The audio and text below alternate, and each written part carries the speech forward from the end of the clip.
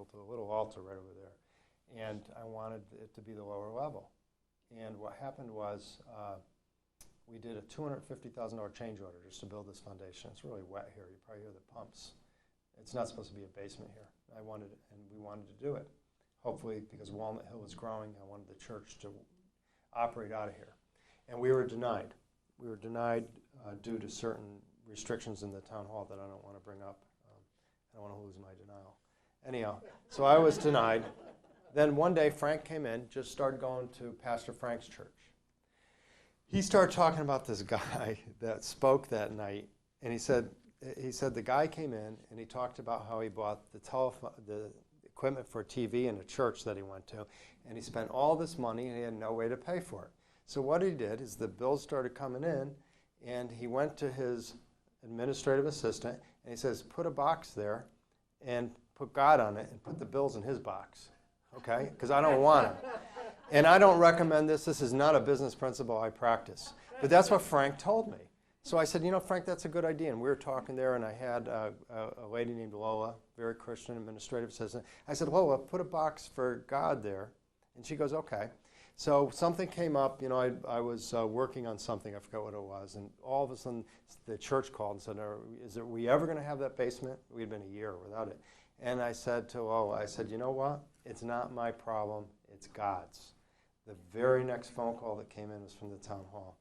The zoning enforcement officer was the next day. She was going to another town, and she asked my brother to come down and pick up the permit.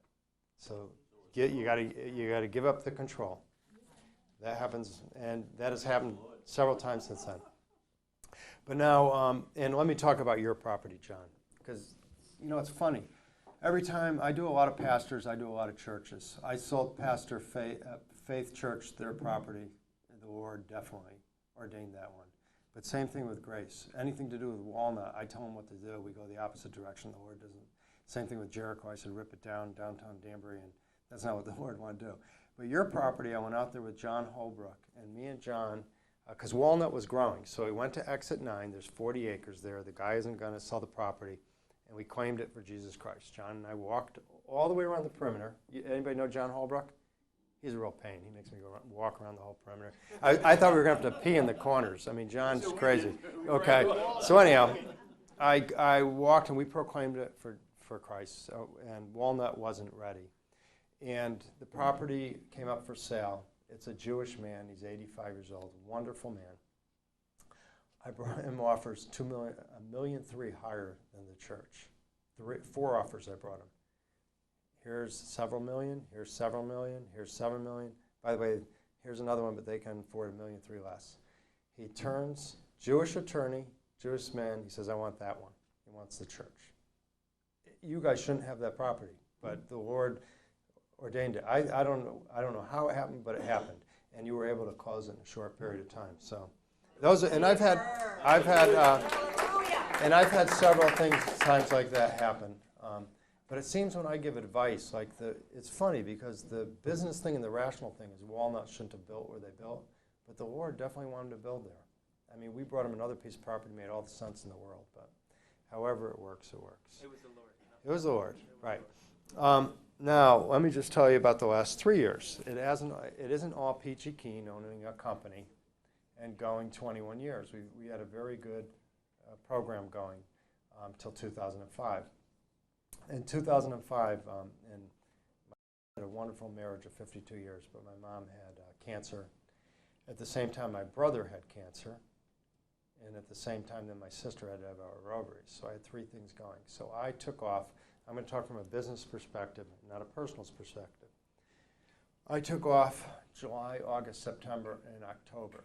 I took off 4 months, came in maybe on Saturdays. My mom passed away October 10th. So I went into work that morning, and my administrative assistant came out and said, I can't take it, I quit. And it wasn't her fault. She was a lovely lady. Poor management on my part, but I just wasn't around. I also found $500,000 in bills, and there was all sorts of issues. The very next day, I got a letter from the IRS that they were starting a 9-month audit. And then I had to get a controller. I don't even know how to do a paycheck. I'm a very good delegator. I try to cross-train. I use all the biblical principles like Moses, he brought in his father-in-law. But I had nobody. I had nothing going on, and I had to sift through this thing. Now, that was October '05. Good integrity. Didn't owe the IRS a penny. But it took me 9 months. Attorneys. They audited. We have 6 businesses. We do construction, property management, real estate, and something else, mortgages.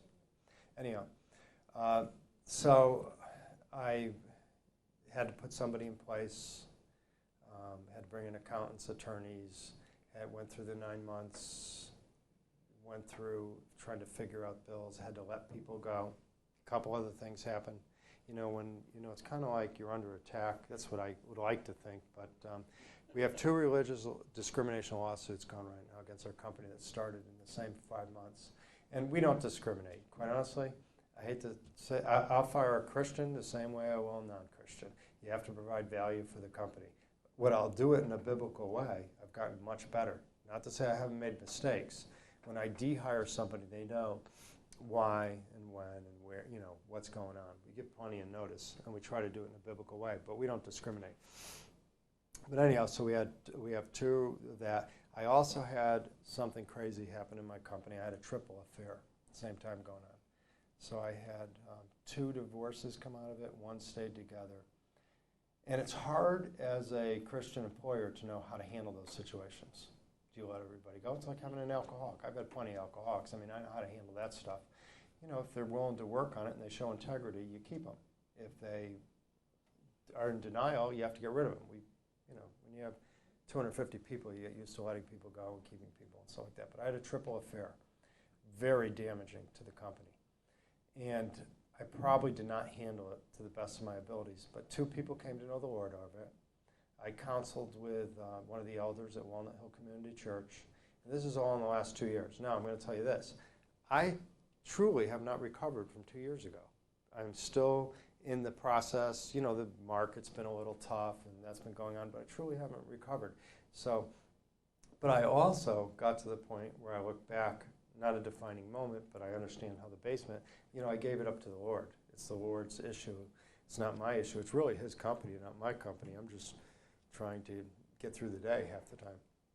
And same thing with our giving and things like that. But anyhow, so the last 2 years have not been easy, but we are now, I think, at the bottom, and we're coming out of it.